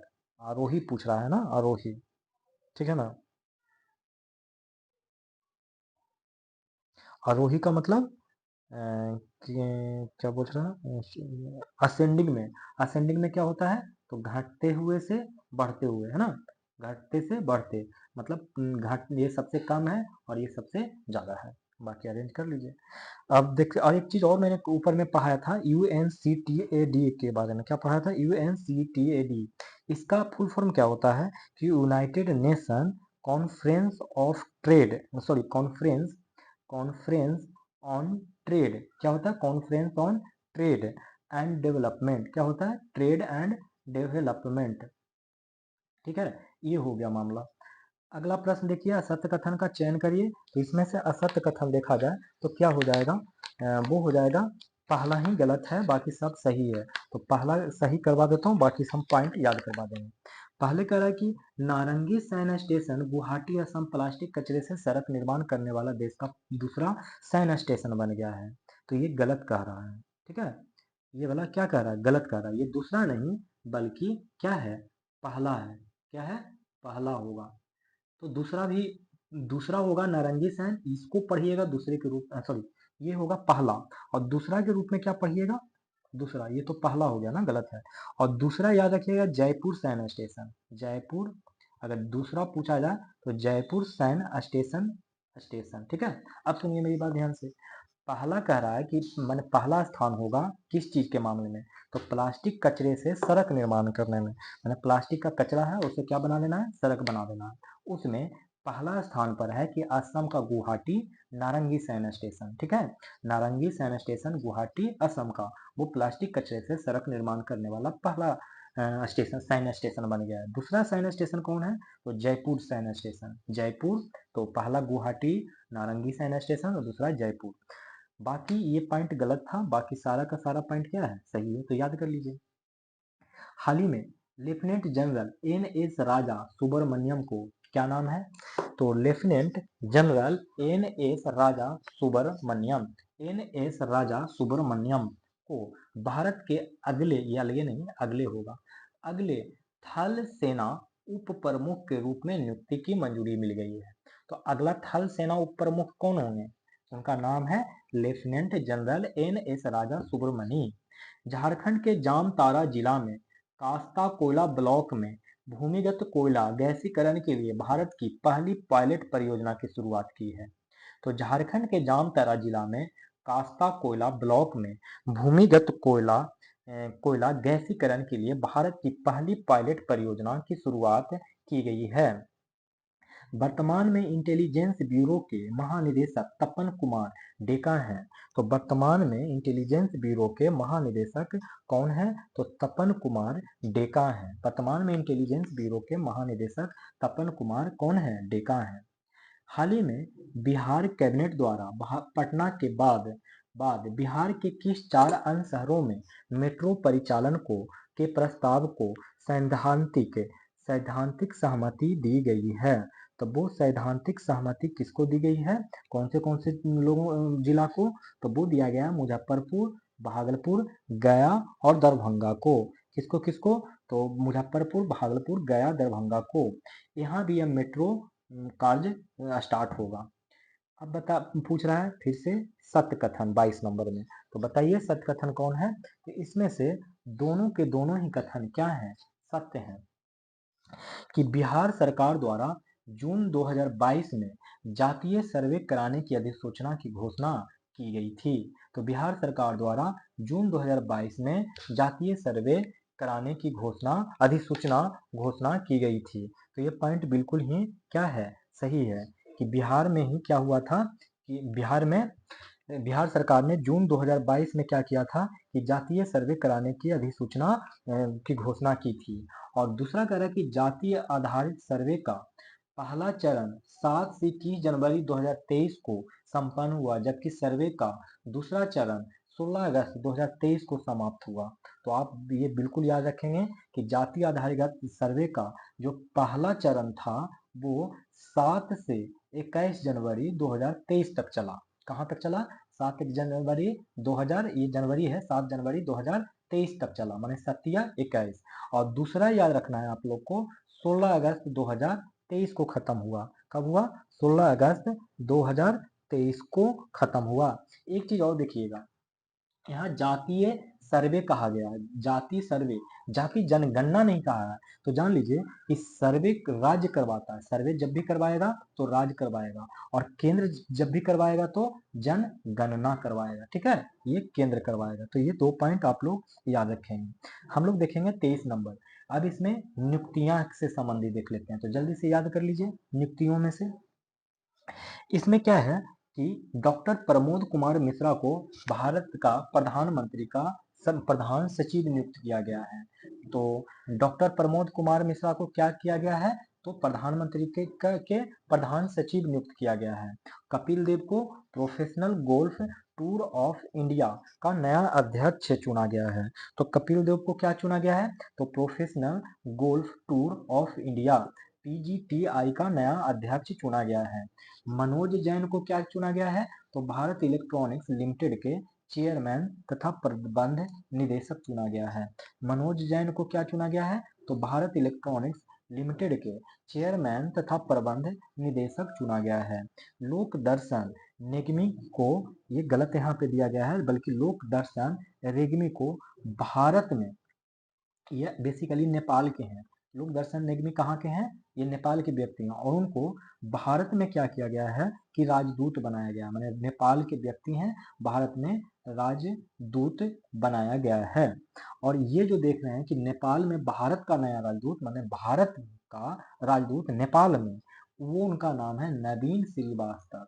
तो यहाँ से एक दो पॉइंट और याद हो गया होगा आप लोग को, मतलब डॉक्टर प्रमोद कुमार मिश्रा को प्रधानमंत्री के प्रधान सचिव नियुक्त किया गया है। प्रमोद कुमार, देखिए पा से प्रमोद, पा से प्रधान, ता से प्रधान सचिव, ये हो गया। Kapil Dev professional golf tour of India PGTI का प्रोफेशनल गोल्फ याद रखिए, उसका बस कपिल देव याद रख लीजिए। और बीईएल याद रख लीजिए, इसका बेल का मनोज। और नेपाल में भारत का राजदूत नवीन श्रीवास्तव, और नेपाल का भारत में राजदूत, उनका नाम है लोक दर्शन रेग्मी। प्रधानमंत्री की अध्यक्षता वाली कैबिनेट नियुक्ति समिति द्वारा भारत के विदेश सचिव के रूप में किसके नियुक्ति की मंजूरी दी गई है? तो वो दिया गया है विक्रम मिस्त्री को।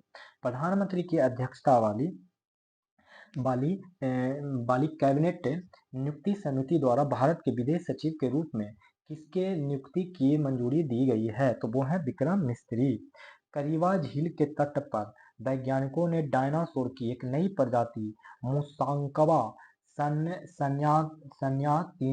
सन्यातियोइंसिस के जीवाश्म की खोज की। यह झील निम्न में से किस देश में है? तो वो झील है जिम्बाब्वे में है। कहाँ है? तो जिम्बाब्वे में है। करीवा झील के तट पर वैज्ञानिकों ने डायनासोर की एक नई प्रजाति मुसांकवा सन्यातिएंसिस के जीवाश्म की खोज की है। यह झील जो है ये निम्न में किस देश में है? तो जिम्बाब्वे में है। मानसून क्रोक्स बायोबिल्टिज 2024 का आयोजन निम्नलिखित में से किस संस्थान के द्वारा किया गया? तो वो किया गया है केरल वन अनुसंधान संस्थान के द्वारा। मानसून क्रोक्स बायोबिल्टिज 2024 का आयोजन निम्नलिखित में से किस संस्थान के द्वारा किया गया? तो केरल वन अनुसंधान संस्थान। निम्नलिखित में से किस वित्तीय संस्थान द्वारा राजस्थान में 550 मेगावाट पीक सौर ऊर्जा परियोजना के आंशिक वित्त पोषण के लिए 105 मिलियन अमेरिकी डॉलर उपलब्ध कराने की प्रतिबद्धता व्यक्त की है? तो वो व्यक्त की है अंतर्राष्ट्रीय वित्त निगम ने। निम्नलिखित में से किस वित्तीय संस्थान द्वारा राजस्थान में 550 मेगावाट पीक और सौर ऊर्जा परियोजना के आंशिक वित्त पोषण के लिए 105 मिलियन अमेरिकी डॉलर उपलब्ध कराने की प्रतिबद्धता व्यक्त की है? तो अंतर्राष्ट्रीय वित्त निगम। काबली पुरस्कार 2024, कौन सा पुरस्कार? तो काबली पुरस्कार 2024 के संबंध में गलत कथन पूछ रहा है, तो इसमें से गलत कथन कोई नहीं है। काबली पुरस्कार खगोल भौतिकी के लिए डेविड चारबोनियू, क्या है नाम? तो डेविड चारबोनियू और सारा सीगर को दिया गया है। तो खगोल भौतिकी के लिए डेविड चारबोनियू और सारा सीगर को दिया गया है। फिर नैनो साइंस के लिए Robert लैंगन, armoured Paul, Alivisatos और चार्ड मिर्किन को दिया गया है। नैनो साइंस के लिए काबली पुरस्कार Robert Langer, Armand Paul, Alivisatos और चार्ड मिर्किन को दिया गया है। प्रसिद्ध हेमिस फेस्टिवल का आयोजन निम्नलिखित में से किस राज्य या केंद्र शासित प्रदेश में किया गया है? तो आप लोग को बताइए कहाँ क्या होगा। आप खुद सोचिए कि हेमिस फेस्टिवल मतलब हेमिस नेशनल पार्क कहाँ है? तो वो है लद्दाख में। तो इसका गलत, इसमें कोई भी आंसर नहीं है, इसका आंसर लद्दाख हो जाएगा। हाल ही में एक अनुमान में यह चिंता व्यक्त की गई है कि निम्न में से कौन सा द्वीप समुद्र के जल स्तर बढ़ने से अगले 50 वर्षों में लुप्त हो सकता है? तो वो है डेलोस द्वीप। कहाँ, कौन सा द्वीप है? तो डेलोस द्वीप। हाल ही में एक अनुमान में यह चिंता व्यक्त की गई है कि निम्न में से कौन सा द्वीप समुद्र के जल स्तर बढ़ने के अगले 50 वर्षों में लुप्त हो सकता है? तो वो कौन सा द्वीप हो गया दोस्तों? तो वो हो गया है डेलोस द्वीप। अब 31 नंबर का प्रश्न देख लेते हैं कि मीफे प्रिस्टोन के संबंध में कौन सा कथन गलत है? तो इसमें से आप लोग को गलत कथन बताना है। इसमें से सारे के सारे कथन क्या हैं? गलत हैं।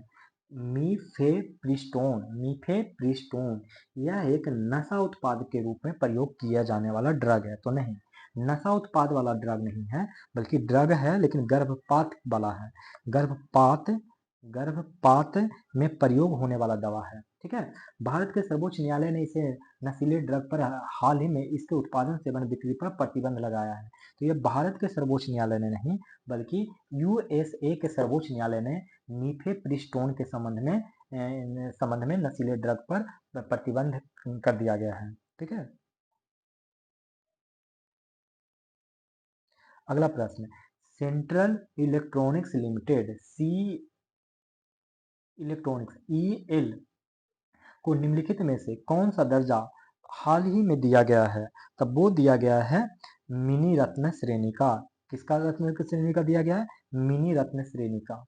Global data on women women leaders 2024 report के संबंध में दिए गए तथ्यों पर विचार करें और सही कथन के बारे में देखें। तो ये तीनों ही कथन सही है कि global data on women leaders 2024 दुनिया भर में 113 देशों में कभी भी कोई महिला राष्ट्राध्यक्ष और शासन प्रमुख नहीं रही है। बिल्कुल सही कि global data on women leaders 2024 की रिपोर्ट अगर देखा जाए तो दुनिया भर में 113 देशों में कभी भी कोई महिला राष्ट्राध्यक्ष या शासन प्रमुख नहीं रही है। वर्तमान में विश्व में केवल 23% मंत्री पद महिलाओं के पास है। वर्तमान में विश्व में केवल 23% मंत्री पद महिलाओं के पास है। वर्तमान में 26 देशों की राष्ट्राध्यक्ष महिलाएं हैं। तो वर्तमान में 26 देशों की राष्ट्राध्यक्ष महिलाएं हैं। मानव रहित प्रणाली बल यानी सशस्त्र बलों की एक नई शाखा बनाने वाला दुनिया का पहला देश निम्नलिखित में से कौन बना है? तो वो बना है यूक्रेन। कौन बना है? तो यूक्रेन। मानव रहित प्रणाली बल सशस्त्र बलों की एक नई शाखा बनाने वाला दुनिया का पहला देश यूक्रेन बन गया है। 35 नंबर का क्वेश्चन देखिए और बोल रहा है कि गलत कूट का चयन करें। तो इसमें गलत कूट कौन होगा? तो बताइए। तो इसमें से कोई भी गलत नहीं है, सब है कि यूरोपीय परिषद का नया अध्यक्ष, देखिए ये परिषद बोला गया है, और तो यूरोपीय परिषद का एंटोनियो कोस्टा यूरोपीय परिषद का नया अध्यक्ष। और यूरोपीय संसद का अध्यक्ष पूछा जाए, देखिए यूरोपीय परिषद का अध्यक्ष एंटोनियो कोस्टा और यूरोपीय संसद का अध्यक्ष रोबर्टा मेट्सोला। यूरोपीय संसद का अध्यक्ष रोबर्टा मेट्सोला और यूरोपीय आयोग का अध्यक्ष Ursula von der Leyen. Ursula von der Leyen यूरोपीय आयोग के अध्यक्ष हैं। यहाँ देखिए 35 के बाद 37 कर दिया, बीच में 36वां नंबर का क्वेश्चन मिस हो गया है। तो इसमें क्या है कि देश का 19वां निफ्ट कहाँ खोला जाने की घोषणा किया है? तो क्या है, ये वाला किसके बारे में बोला है कि राष्ट्रीय फैशन, आप लोग ऐसे याद रख लीजिए, निफ्ट। नेफ्ट आपने भी सुना होगा ना, नेफ्ट, नेफ्ट है ना, ये वाला। तो इसमें क्या होता है, राष्ट्रीय नेफ्ट, शायद स्पेलिंग मैंने गलत लिख दिया, NFET, ये 19वां नंबर का खोला जा रहा है, मतलब नेशनल फैशन इंजीनियरिंग टेक्नोलॉजी। ठीक है, इंजीनियरिंग टेक्नोलॉजी, ये संस्थान के बारे में बोला है। ये 19वां कहाँ खोला जा रहा है? तो बेगूसराय बिहार में। तो ये इंपॉर्टेंट हो गया, मतलब राष्ट्रीय फैशन प्रौद्योगिकी संस्थान का 19वां कहाँ खोला जा रहा है? तो बेगूसराय बिहार में। अब बताना है फिर से सही कुट के बारे में। तो चलिए सही कुट के बारे में बताइए। और जैसे ही इसका सही कुट, नेफ्ट नहीं था, निफ्ट होता है। क्या होता है? निफ्ट, है ना, नेफ्ट नहीं निफ्ट, मतलब national institute of fashion technology, national institute of fashion technology. तो देख लीजिए 37 नंबर में क्या है, कह रहा है कि 19 जून को क्या विश्व सिकल सेल दिवस मनाया जाता है? हाँ, 19 जून को विश्व सिकल दिवस मनाया जाता है, और इसमें इसका थीम है कि विश्व प्रगति के माध्यम से आशा विश्व स्तर पर सिकल सेल की देखभाल को आगे बढ़ाना। विश्व प्रगति के माध्यम से आशा विश्व स्तर पर सिकल सेल की देखभाल को आगे बढ़ाना इसका थीम है, जो कि 19 जून को विश्व सिकल दिवस मनाया जाता है। 20 जून को विश्व शरणार्थी दिवस मनाया जाता है, जिसमें है कि हर किसी का स्वागत है। शरणार्थी दिवस का थीम क्या है? कि हर किसी का स्वागत है, हर किसी का स्वागत है। और 21 जून को अंतर्राष्ट्रीय योग दिवस मनाया जाता है। इसमें है कि स्वयं एवं समाज के लिए योग, स्वयं एवं समाज के लिए योग, ये किस इसका थीम है अंतर्राष्ट्रीय योग दिवस का। अगला प्रश्न देख लीजिए कि इसमें से आप लोग को गलत संबंध ढूंढने का रहा है, तो सब सही है, कोई गलत नहीं है। कि विनोद गनात्रा विनोद गनात्रा को दक्षिण अफ्रीका के प्रतिष्ठित नेल्सन मंडेला लाइफटाइम अचीवमेंट पुरस्कार 2024 से सम्मानित किया गया। तो विनोद गनात्रा को दक्षिण अफ्रीका का क्या चुना गया? तो प्रतिष्ठित नेल्सन मंडेला लाइफटाइम अचीवमेंट पुरस्कार। और प्रोफेसर डेविड कृष्ण मेनन को Commander of the Order of the British Empire से सम्मानित किया गया। तो प्रोफेसर डेविड कृष्णन मेनन को Commander of the Order of the British Empire से सम्मानित किया गया। तो ये दोनों सही हो गया, गलत कोई भी नहीं था। तो डब्ल्यू कंटेंडर एकल खिताब जीतने वाली पहली भारतीय टेबल टेनिस खिलाड़ी निम्नलिखित में से कौन है? तो वो कौन है दोस्तों? तो वो है श्रीजा अकुला। कौन है? श्रीजा अकुला है। फिर से क्वेश्चन देखिए कि WTT कंटेंडर एकल खिताब जीतने वाली पहली भारतीय टेबल टेनिस खिलाड़ी कौन है? तो श्रीजा अकुला। जून 2024 में संयुक्त राष्ट्र शरणार्थी उच्चायुक्त कार्यालय द्वारा निम्नलिखित में से किनको वैश्विक सद्भावना राजदूत नियुक्त किया गया है? तब वो नियुक्त किया गया है थियो जेम्स को। किसको? थियो जेम्स को। जून 2024 में संयुक्त राष्ट्र शरणार्थी उच्चायुक्त कार्यालय द्वारा निम्नलिखित में से किनको वैश्विक सद्भावना राजदूत नियुक्त किया गया है? तो थियो जेम्स को। हिंदी UN परियोजना के लिए भारत सरकार ने कितने मिलियन अमेरिकी डॉलर का योगदान दिया है? तो वो दिया है 1.169 मिलियन। हिंदी UN परियोजना के लिए भारत सरकार ने कितने मिलियन अमेरिकी डॉलर का योगदान दिया है? तो 1.169 मिलियन। 64वां अंतर्राष्ट्रीय चीनी संगठन यानी ISO परिषद की बैठक जून 2024 को किस देश में किया गया है? तब वो किया गया है इंडिया में। कहाँ किया गया है? इंडिया में। और इंडिया में भी कहाँ? तो भारत मंडपम में किया गया है। कहाँ किया गया है? भारत मंडपम में। ठीक है। और अगर पूछा जाए कि चीनी संगठन में मतलब चीनी में सबसे ज्यादा कौन है? तो महाराष्ट्र है। ठीक है। इसके बाद नंबर आता है यूपी का, इसके बाद नंबर आता है कर्नाटक का। यूपी, महाराष्ट्र, यूपी, कर्नाटक का नंबर आता है चीनी में। भारत में नेशनल हाईवे में हरित आवरण बढ़ाने के उद्देश्य से भारतीय राष्ट्रीय राजमार्ग प्राधिकरण द्वारा किस वृक्षारोपण पद्धति का प्रयोग करेगी? तब वो करेगी मियावाकी पद्धति।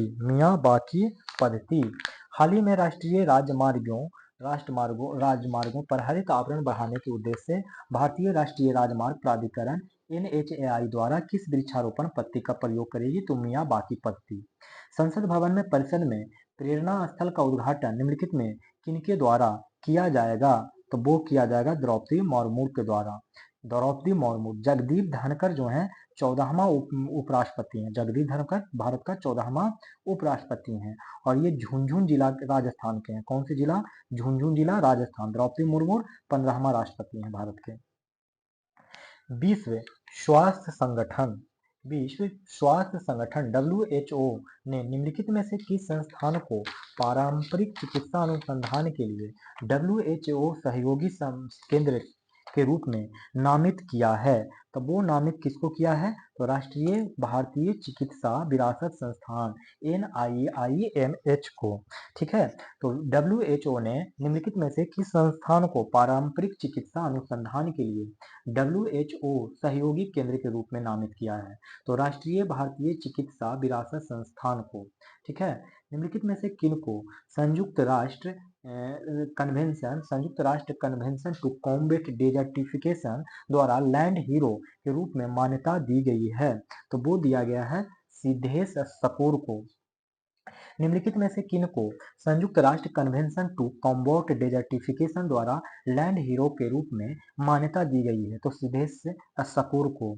Stockholm International Peace Research Institute के रिपोर्ट के अनुसार परमाणु हथियारों पर वैश्विक व्यय में यूएसए सबसे आगे है।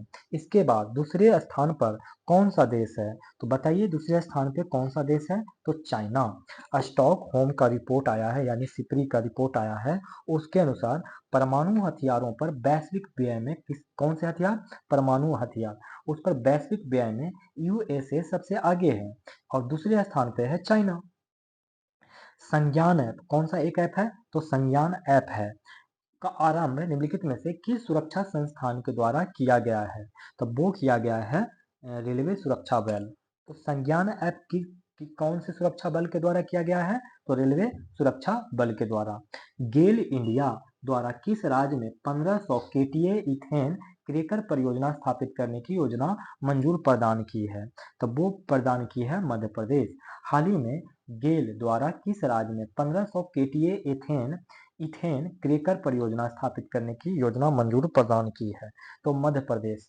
50 नंबर का क्वेश्चन देख लीजिए। इसमें कह रहा है कि कौन सा कथन गलत है? तो इसमें कौन सा कथन गलत है यही बताइए। तो देखिए इसमें से दूसरा को कथन गलत है, बाकी पहला सही है कि भारतीय रेलवे ने जम्मू कश्मीर में दुनिया के सबसे ऊंचे रेलवे पुल चिनाब ब्रिज पर 8 कोच वाली मेमू ट्रेन का सफल ट्रायल किया है। तो भारतीय रेलवे ने जम्मू कश्मीर में दुनिया के सबसे ऊंचे रेलवे पुल चिनाब ब्रिज पर 8 कोच वाली मेमू ट्रेन का सफल ट्रायल किया है।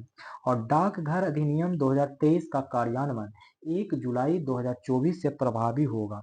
तो ये 1 जुलाई से नहीं बल्कि 18 जून 2024 से प्रभावित होगा।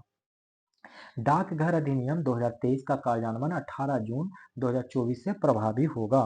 तो इस तरीके से दोस्तों जून महीने का पूरा करंट अफेयर खत्म हो गया।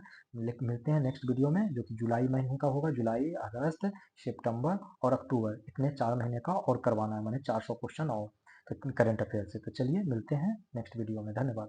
और हाँ, अगर वीडियो आप लोग को पसंद आ रहा हो तो लाइक करें और चैनल पे अगर नए हो तो सब्सक्राइब भी कर दें। दोस्तों को भी मेरा चैनल शेयर करें। कुछ कमेंट बॉक्स में सुझाव देना चाहते हैं तो सुझाव दे सकते हैं।